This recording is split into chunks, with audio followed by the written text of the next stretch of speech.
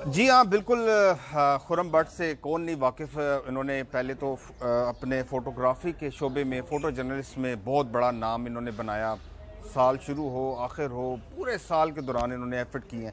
फिर जब इन्होंने लिखारी के तौर पर अपने आप को इंट्रोड्यूस करवाया तो फिर इनके जो जुमले हैं वो तंज़ो मज़ाक के साथ साथ इस्लाही भी, और दूसरा उनके अंदर एक तनकीद भी बराए इस्लाह, लेकिन बड़े सख्त अल्फाज इस्तेमाल करते हैं। करने भी चाहिए क्योंकि हालात इस तरफ जा रहे हैं।